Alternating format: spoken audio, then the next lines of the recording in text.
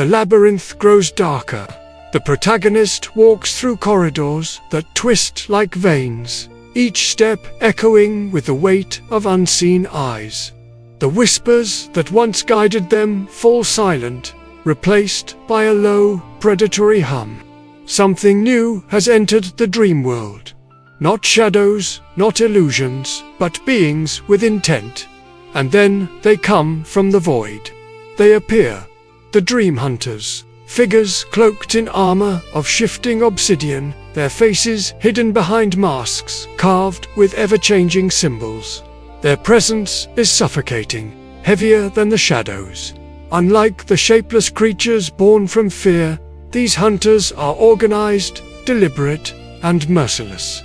Their weapons are forged from fractured dreams, blades that drip with shards of stolen memories, chains that bind not the body but the soul. Around them, the hunters move in silence, surrounding the protagonist. In an instant, the first strike comes. A spear of black flame piercing the ground, unraveling part of the dreamscape. The protagonist raises their hands, weaving a net of light to counter. But the force of the blow shakes the entire realm. Here, the threads strain and snap like overdrawn wire. This is no test, no sparring match, as before with the fiery stranger. This is an execution. Each hunter strikes with terrifying precision, exploiting the gaps in the protagonist's weaving, striking not only at the body but at the mind. They manifest illusions of doubt, regret, and betrayal, aiming to break the spirit as surely as the body. One hunter appears behind the protagonist, whispering insidious doubts. "You are not strong enough. You never were. Your light is fading. Let go. Let us take your pain away." Another dances before the protagonist, taunting, "Give up, little Dreamweaver. Struggle is pointless. You cannot win." Their blows land, tearing at the protagonist, shaking their resolve.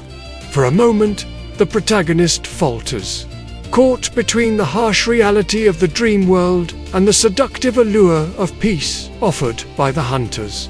But something stirs inside them, a new layer of power. As the protagonist weaves, they realize they are not merely repelling the darkness, they are reshaping it.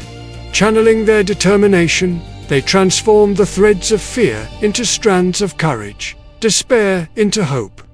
The battlefield itself shifts, broken marble blossoms into radiant bridges, collapsing voids turn into glowing constellations. The protagonist embraces this newfound control, realizing they can use their power not only as defense, but as transformation. The dream hunters recoil, momentarily stunned by the sudden shift in power. Their leader, taller than the rest, steps forward. His mask, if it can be called that, seems to writhe like a living thing. Its surface a maelstrom of shifting patterns. "We hunt not for sport," he says, his voice a mixture of grinding stone and rustling leaves, "but for balance. Dreamweavers, like you, tip the scales, and for that, you must be claimed." With that, the hunters vanish into the labyrinth's shadows, leaving only scars on the dreamscape and a chilling certainty. They will return. The protagonist, trembling but alive, leans against a nearby column, coming to a horrifying realization.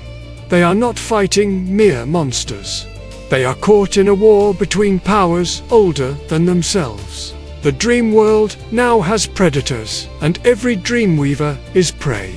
In the aftermath of the battle, the protagonist finds themselves standing amidst the ruins of their own creation, the remnants of the labyrinth swirling round them. The air is thick with the stench of ozone and the metallic temps of blood. The silence is deafening, shattered only by the distant echoes of their attackers. Fear threatens to consume them, but they fight it back, clenching their fists, drawing strength from the anger simmering within. They are tired of running, of hiding, of being afraid. It's time for a change. Driven by this newfound resolve, the protagonist begins to explore the wreckage, searching for answers. for anything that can help them understand what just happened. Among the debris, they find a broken mirror shard, its surface marred with cracks that distort the reflection of the sky. But as they gaze into the depths, they see something else, a glimpse of their own face. Fierce and determined, the features of a warrior, not a frightened child. This image, born out of the crucible of battle, fills them with a sense of power. It's not the whole truth, not a complete vision, but it's enough to guide them. The protagonist realizes they are stronger than they thought, more capable than they dared to dream. But this strength, this power, it's not theirs alone. It belongs to all Dreamweavers, to every soul that dares to shape the world of dreams. It's a heritage, a legacy waiting to be reclaimed. And so, the protagonist doesn't just pick up the pieces, they gather them up. The fallen threads of light, the shards of broken mirrors, the fragments of the labyrinth. With trembling hands, they begin to weave, not just for themselves, but for every Dreamweaver who's come before and everyone who's yet to come. As dawn breaks, bathing the landscape in hues of rose and gold, the protagonist stands tall, their silhouette outlined against the rising sun. Behind them, the sky clears, the clouds parting to reveal a blazing sun. The dream world is wounded, but it's not broken. The battle with the dream hunters has changed them. They are no longer the timid, uncertain dreamer who stumbled into the labyrinth. They are a beacon, a shining example of the strength that lies dormant within every Dreamweaver. But the victory is bittersweet. The protagonist knows the dream hunters will return.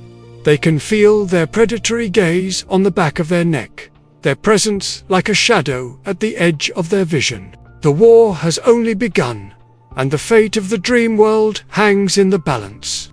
The protagonist looks to the horizon, their gaze unwavering. They may be alone, they may be hunted, but they are not without allies. The spirits of the ancients, the echoes of Dreamweavers past, they are all watching, waiting for the day when they too can join the fight. For now, the protagonist must prepare, hone their skills, gather allies, for the dream hunters will return. When they do, the protagonist will be ready. They are a Dreamweaver, and the fate of the world is in their hands. But there's another. A figure watches from afar, hidden in the folds of reality, their face obscured by the swirling mists of the dream world. Who is this enigmatic observer? What role do they play in the unfolding drama? Are they friend or foe, savior or trickster? Only time will tell. As the dream world awakens, so too does the protagonist's power, reshaped and tempered by the fires of battle. They stand ready, a lone warrior in a world of dreams, waiting for the next move in the ancient game. The stakes are high, the hunters are at the gate, and the fate of the world hangs in the balance.